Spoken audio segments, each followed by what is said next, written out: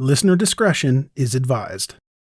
Hello and welcome to Scary Time, the podcast that helps you find new, emerging, and undiscovered scary and paranormal podcasts. I'm Greg, the host and curator of Scary Time. I hope everybody's having a really great holiday season, and this week we're going to have a couple of extra holiday episodes to celebrate. So when you're running around, you're wrapping presents, you're doing Christmas shopping, you get a little extra to listen to. And these are some great episodes, so I hope you really enjoy them. Today's episode is from Horrifying History. Horrifying History is where history, science, legend, and the supernatural collides. This episode is really fun. It's the fascinating origin of today's Christmas traditions. If you like today's episode, make sure to check out the episode description for links to subscribe. All right, let's get this show started. Begin. Darkcast Network. The light shines brightest on our indie podcasts.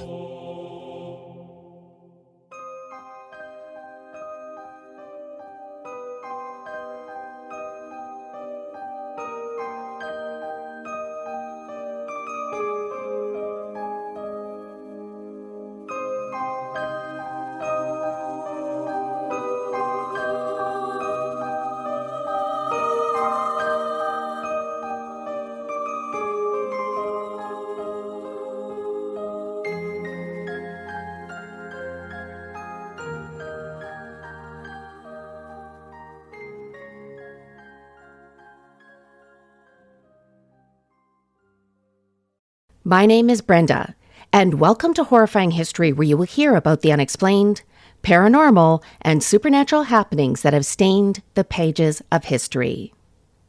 Christmas, the most festive time of the year. I have fond memories of decorating the tree, helping my mom with the lights, or at least attempting to, hanging the stockings on the mantel, being with family, eating amazing food, and then, on Christmas Day, seeing a bounty of presents under the tree with our home being filled with joy, love, and laughter. But my question is, where did all the traditions of Christmas come from? Many will say it is the birth of Christ we're celebrating. Is that the case, or are our traditions far older than we realize? So settle in with some hot cocoa, eggnog, or whatever you prefer, and listen to the true origins of some of our Christmas traditions.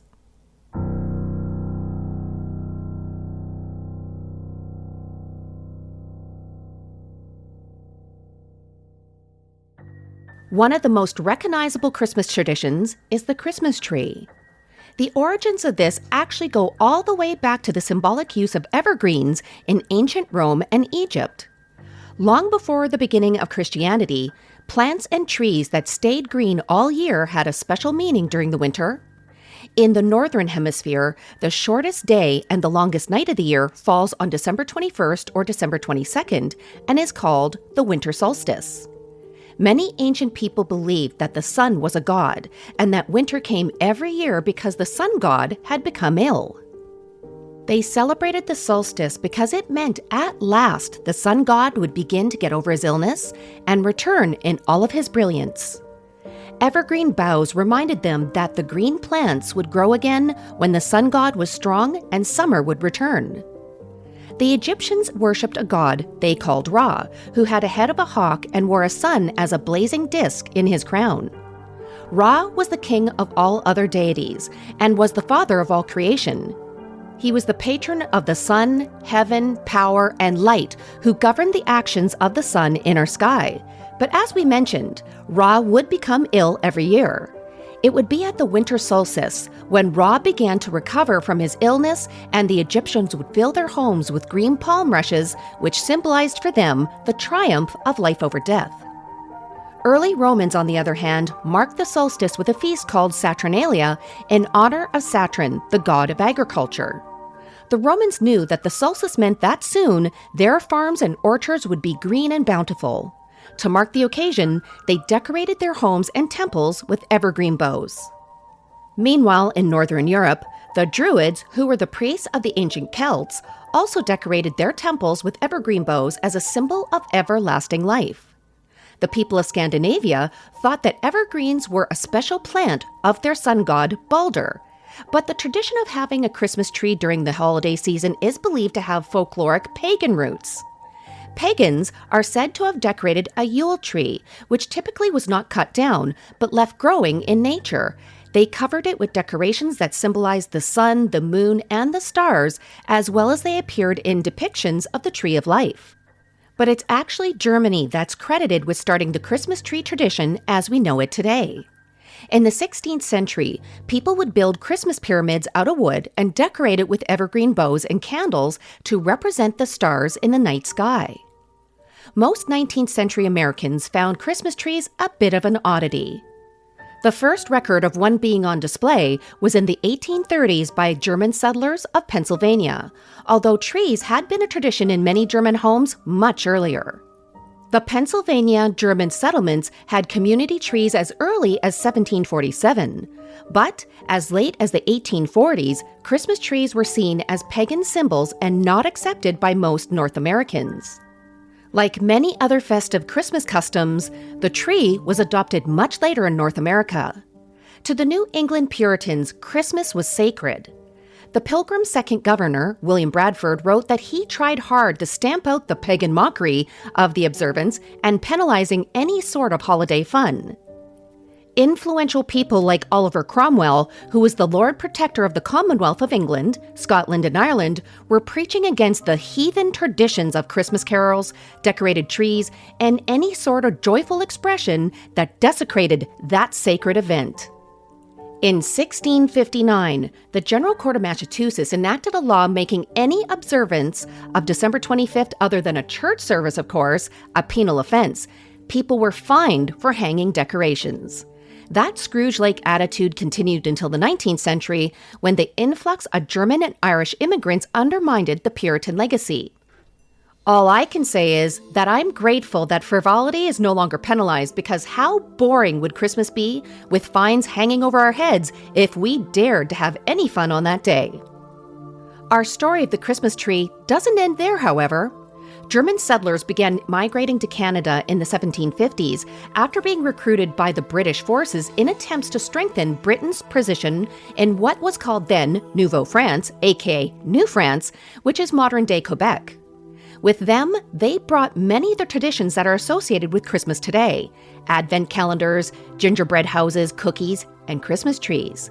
But it wasn't until Queen Victoria's German husband, Prince Albert, put up a Christmas tree at Windsor Castle in 1848 that the Christmas tree became a tradition throughout England, the United States, and Canada. Another popular Christmas tradition is mistletoe.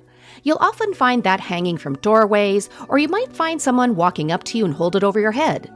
Tradition states that a man or woman is allowed to kiss another that is standing underneath that mistletoe, but if you choose to say no, bad luck will befall that person who declined. Some see this as romantic, while others, not so much. Here's the thing about mistletoe that has always slightly weirded me out.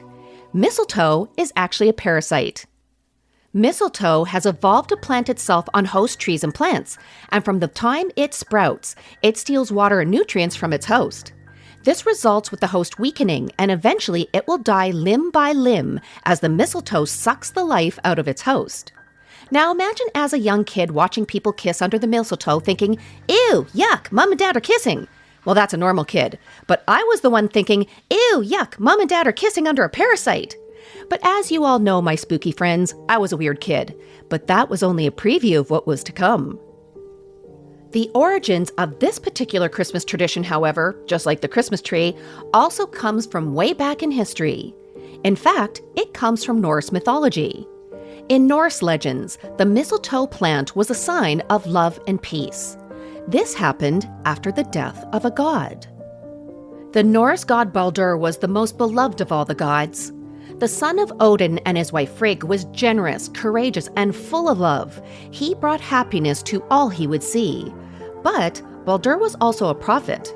He started to have dreams that something horrible was going to happen to him, and the gods started to worry when they heard about this. They asked Odin to try to find out what was going to happen to their beloved Baldur.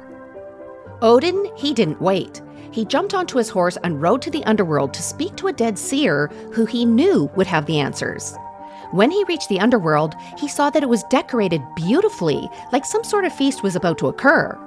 This is when Odin saw the seer, and she told him that all the festivities was to welcome his son Baldur. Odin sadly returned to Asgard, and he told his wife and the fellow gods that Baldur was soon going to die. But Frigg, she wasn't having that.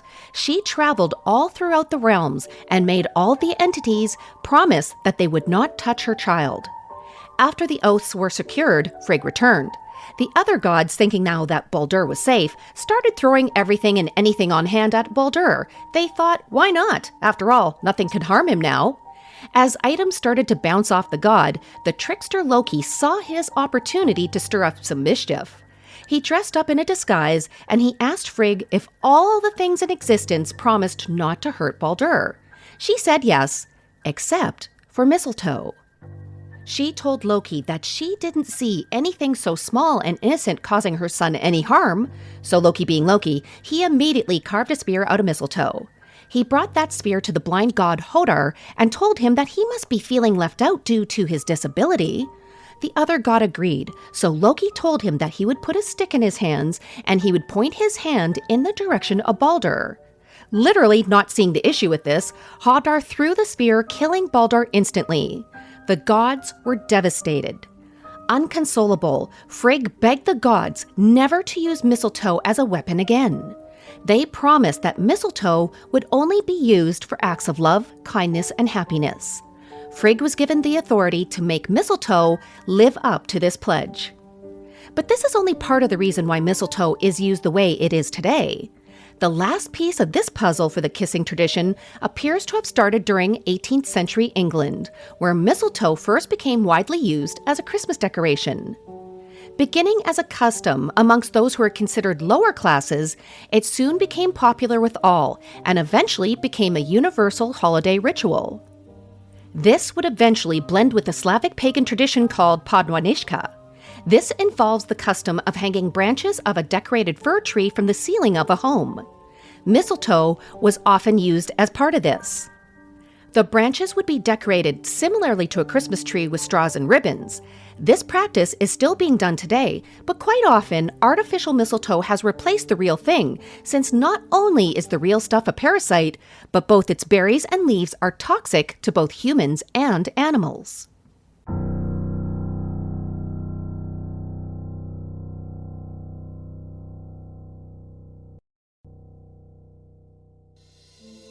Boxing Day has always been an odd thing for me, as I never understood why it existed.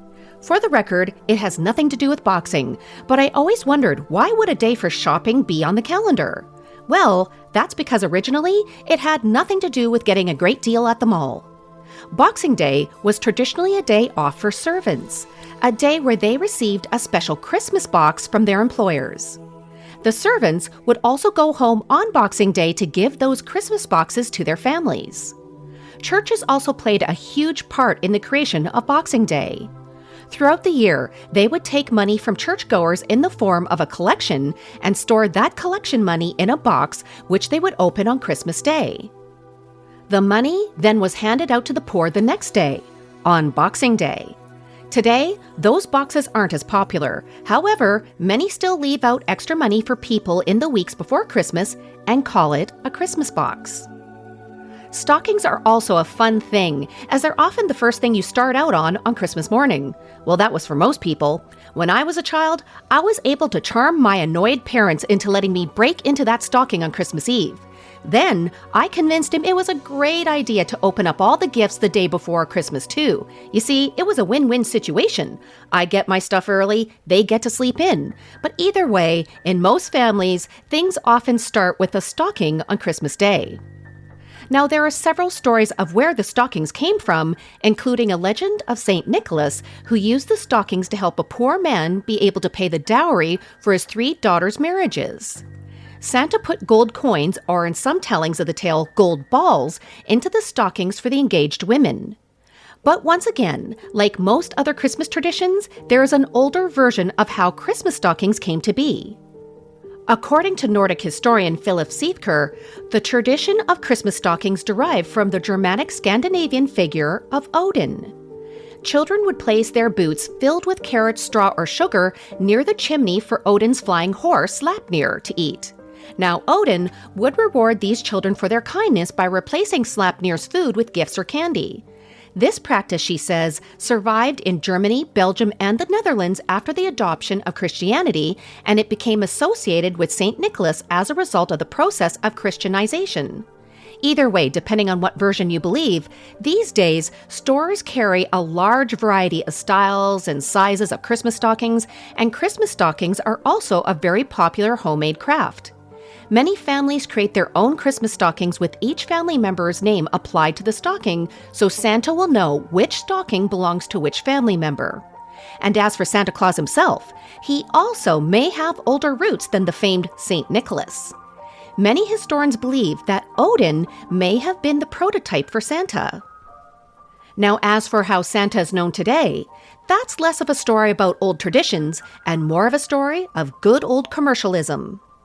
Santa Claus historically has been described differently in various books, such as Washington Irving's History of New York. This book was first published in 1809, and the poem Old Santy Claus with Much Delight was published in its 1821 printing. But it was the publication of the 1823 poem A Visit from St. Nicholas, more commonly known as 'Twas the Night Before Christmas, that made certain elements of Santa embed itself in American lore. From this point onward, Santa was now a plump, jolly old man in a red suit who rode a sled drawn by reindeer, and he slid down chimneys to deliver toys to well-behaved children. This version of Santa Claus lore made its way back overseas to England, Ireland, and Scotland by the 1850s. As time went on, books, newspapers, magazines, radio shows, and films reinforced Santa's popularity, with the cheerful character eventually becoming popular in countries where Christmas is celebrated by a significant part of the population. Now, many people know that the names of Santa's reindeer are mentioned in the poem 'Twas the Night Before Christmas, but did you know that they are loosely, and I do mean loosely, based on the ancient Norse legend of Thor? Thor was the god of thunder, who flew through the sky in a chariot pulled by two magical goats. Linked to the northern parts of the world, reindeer were once viewed as mysterious creatures, symbolic of good fortune and joy. So perhaps, if magical goats can fly and pull chariots, it's not a stretch to have stories about flying reindeer pulling a sleigh. The first known written account of reindeer in association with Santa Claus occurred in 1821, when a New York printer published a booklet titled A New Year's Present. It was here that reindeer were first mentioned as pulling Santa's sleigh through the frosty night. Then next came Account of a Visit from St. Nicholas, written by Troy Sentinel in 1823, which gave the reindeer names. But the thing is, my spooky friends, they are not the names you are currently familiar with. As this poem goes, more rapid than eagles his coursers they came, and he whistled and shouted and called them by name. Now Dasher, now Dancer, now Prancer and Vixen, on Comet, on Cupid, on Dunder and Blixen. To the top of the porch, to the top of the wall, now dash away, dash away, dash away all. Yes, you did hear me correctly. Originally called Dunder and Blitzen, Santa's 7th and 8th reindeers are now commonly known as Donner and Blitzen in today's day and age. But we can't forget Rudolph in all of this. Rudolph is not linked to a Nordic god's flying goats, though. In 1939, Robert L. May wrote The Most Famous Reindeer of All as a Christmas coloring book for his employer, the department store Montgomery Ward. The company gave away these coloring books as holiday gifts to children to entice parents to shop. It was then that Rudolph the Red-Nosed Reindeer began guiding Santa's sleigh. Then 11 years later, in 1948, Robert's brother-in-law, Johnny Marks, wrote the song Rudolph the Red-Nosed Reindeer, which became one of the biggest-selling Christmas songs of all time. Now, a huge Christmas tradition for most, of course, is getting presents. Once again, as most of the traditions we are talking about today, it has an older origin than you would think. The tradition of gift-giving extended long before the founding of Christianity, with the roots being in the festivals of the ancient Romans, in particular, the festival of Saturnalia, as we mentioned earlier, where thanks was given for the bounty provided by the agricultural god Saturn. The festivities took place from the 17th to the 23rd of December and were celebrated with a sacrifice and a public banquet, followed by private gift-giving, continued partying, and a wild atmosphere where social standings didn't matter. During this feast, slaves would be considered to be an equal to their masters, and free speech was embraced. The conversion of Emperor Constantine to Christianity in 312 AD signaled the beginning of the end of pagan celebrations in the empire, but early religious leaders simply couldn't just ban the popular Saturnalia, as there would be a serious backlash. There is a theory that Romans used many of the traits of this festival when establishing Christmas, which would be a rival feast that would take Saturnalia's place, but commemorate a Christian occasion, the birth of Jesus. The exchange of gifts was one of the traditions that was carried over from the old to the new. The old pagan custom of gift-giving was rationalized into Christianity by attaching strong associations with the gifts of the Magi to Jesus. But it was also possibly influenced by the life of Nicolaus of Myra, a 4th century saint who was famed for his fondness of giving people gifts. When he was made a saint, he became more widely known as Saint Nicholas, which of course is one of the many possible origins of Santa Claus.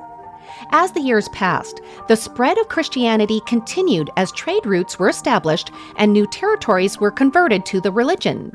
This meant that more and more people were introduced to the gift-giving celebration that marked the end of the year and everything that stood for. In England, the Anglo-Saxons were converted to Christianity by missionaries from both the Celtic tradition from Ireland and the Roman tradition from the heartlands of the former Roman Empire. These were not easy times, as each strand of the religion often came into conflict with one another. Now on top of this was the added threat of the pagan Viking raiders from the Nordic countries. But the end result was a series of Christian kingdoms that became familiar with the long-standing values of early Christmas, including the act of gift-giving. So now it's time to talk about Christmas ornaments. For the record, I love ornaments. To me, each one of them that is on my Christmas tree has a meaning or a memory attached to it. When Christmas trees first started to become a tradition, they were decorated with nuts, candles, and berries. But then in the 1800s, a German glassblower by the name of Hans Grenier began to make Christmas ornaments out of glass called baubles, because according to several sources, he could not afford to buy the traditional apples for his tree, so he decided to make his own. These were the first manufactured Christmas ornaments, and they were a huge commercial success. By the 1890s, Woolworth's department store in the United States were selling $25 million, yes, you heard that correctly, in German imported ornaments that were made of lead and hand-blown glass. That would be about $820 million in today's funds. As time went on, tree decorations started to be created that were true pieces of art when they incorporated new materials, like tinsel, silk, and wool. Now, for the longest time, Germany was the premier manufacturer of handmade ornaments, but they were suddenly competing with Japanese and Eastern European mass production as the Christmas ornament became a huge commercial venture. By the mid-1930s, over 250,000 ornaments were being imported to the United States each year. By 1973, Hallmark introduced their keepsake ornaments, which gave decorations a collectible value. Many other companies followed in suit, and they create successive lines of limited edition ornaments that are unique to that year.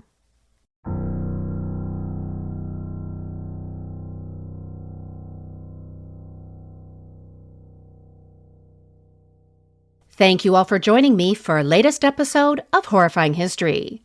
Feel free to reach out to us on Facebook at Horrifying History, on Instagram at Horrifying_History, on Twitter at HorrifyingHIST1, or reach out to us by email at horrifyinghistory@outlook.com and tell us what is your favorite Christmas tradition and which origin story that we spoke about surprised you the most. If you haven't done it yet, please remember to hit the subscribe button for this podcast. For when you do, not only do you let more people know about our show, but you download our next episode on its day of release. It's a great way not to miss our next episode. Devil's Chairs. If you would love to take home a piece of horrifying history, you really should check out our store. You'll find some great items by going to redbubble.com and by searching for Horrifying History in their search box. And if you want to get a bunch of amazing perks like ad-free episodes, free merchandise, additional content, and much, much more, we are now on Patreon. Go to patreon.com/horrifyinghistory to sign up today, just like our listener Carolina did. Thank you so much, Carolina, for supporting our show. It means everything to us. Now, before we go, I would like to thank Rachel Goddard for her research and for writing this episode. Be sure to check out our show's notes for Rachel's social media links and for the links of her 2 books, Wild Rose: A Tombstone and Too Tough to Die. I also wanted to take a moment to thank you all for listening. It is because of all of you that we get to tell great spooky stories all year round. To each and every one of you, thank you from the bottom of our hearts. From our home to yours, we wish you a safe and happy holiday season. Thank you all for listening. Happy holidays. And until next time.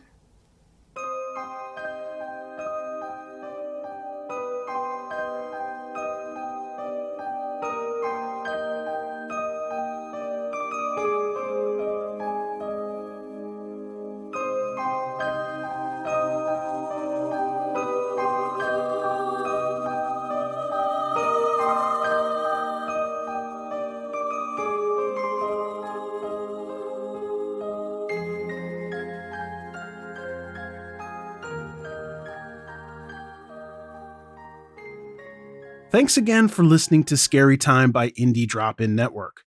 If you would like to nominate a scary or paranormal podcast to be featured, just send me a tweet at Indie Drop-In.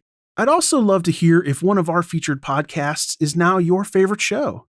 Indie Drop-In survives off ad revenue and listener donations. If you would like to contribute, please consider buying me a coffee. You can go to buymeacoffee.com/Indie Drop-In. If you look at the very bottom of the episode description, you will see a link to make it easy. Indie Drop-In also has many other shows you might like. Just go to indiedropin.com. See you next week.